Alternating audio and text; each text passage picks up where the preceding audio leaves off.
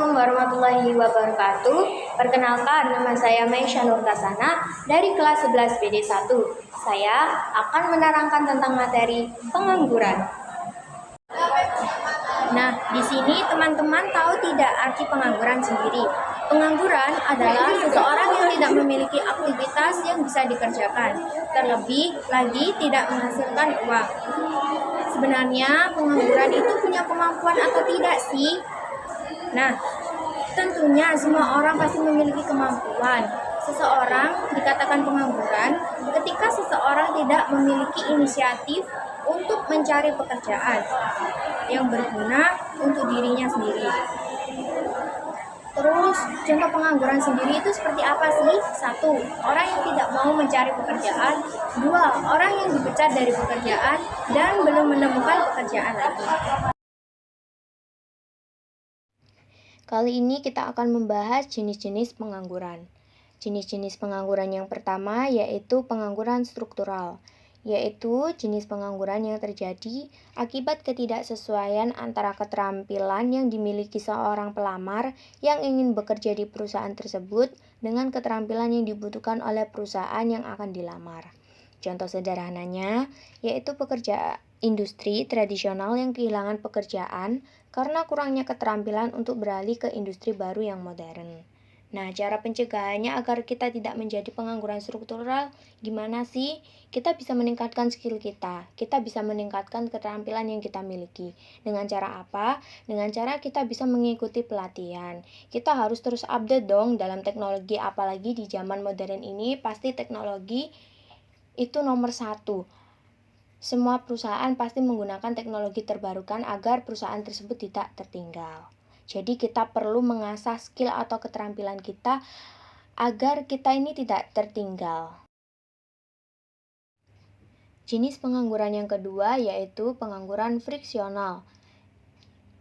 Pengangguran friksional adalah jenis pengangguran yang terjadi ketika seseorang sedang dalam proses berpindah dari satu pekerjaan ke pekerjaan lainnya. Biasanya pengangguran friksional bersifat sementara dan dapat mencerminkan waktu yang dibutuhkan individu untuk mencari pekerjaan yang lebih sesuai dengan keterampilan yang dimiliki. Contoh dari pengangguran friksional adalah seorang lulusan baru yang sedang mencari pekerjaan pertama setelah menyelesaikan studinya. Meskipun ia memiliki keterampilan dan pendidikan yang relevan, ia belum mendapatkan pekerjaan dan berada dalam proses mencari peluang yang sesuai. Biasanya mereka akan mencari pekerjaan yang sesuai dengan bidangnya dan sesuai dengan keterampilan yang mereka miliki. Jenis pengangguran yang ketiga yaitu pengangguran musiman. Pengangguran musiman adalah jenis pengangguran yang terjadi karena pekerjaan hanya tersedia pada waktu-waktu tertentu dalam setahun. Contohnya yaitu pada bidang pertanian. Pekerjaan ini hanya tersedia dalam periode tertentu dalam setahun, yaitu saat masa tanam dan saat waktu siap dipanen. Setelah musim panen selesai, pekerja tersebut tidak lagi memiliki pekerjaan di ladang tersebut, yang mengakibatkan para petani tidak memiliki pekerjaan dan menjadi pengangguran hingga musim tanam berikutnya ketika mereka dapat kembali bekerja. Selanjutnya kita akan membahas tentang penyebab pengangguran. Nah, di Indonesia penyebab pengangguran disebabkan oleh 1. Adanya kemajuan teknologi, 2. Kurangnya pendidikan dan keterampilan, 3. Kurangnya memenuhi kriteria, 4. Pekerjaan dan jumlah tenaga kerja yang tidak seimbang, 5. Adanya pasar global, dan 6. Adanya PHK. Yuk kita bahas satu-satu. Yang pertama yaitu adanya kemajuan teknologi. Penyebab utama pengangguran di Indonesia adalah kemajuan teknologi. Meskipun teknologi mempermudah pekerjaan manusia, banyak sekali perusahaan beralih ke teknologi canggih seperti robot yang menyebabkan berkurangnya kebutuhan tenaga kerja manusia. Yang kedua, yaitu kurangnya pendidikan dan keterampilan. Orang yang minim pendidikan cenderung sulit diterima sebagai tenaga kerja, khususnya untuk pekerjaan yang memerlukan keterampilan. Yang ketiga, yaitu kurang memenuhi kriteria. Perusahaan pasti akan mencari karyawan sesuai kriteria jabatan, terutama mereka akan memilih keterampilan tinggi ketika sedikit pelamar yang memiliki keterampilan. Maka sedikit juga kesempatan pelamar untuk diterima bekerja. Yang keempat yaitu pekerjaan dan jumlah tenaga kerja yang tidak seimbang.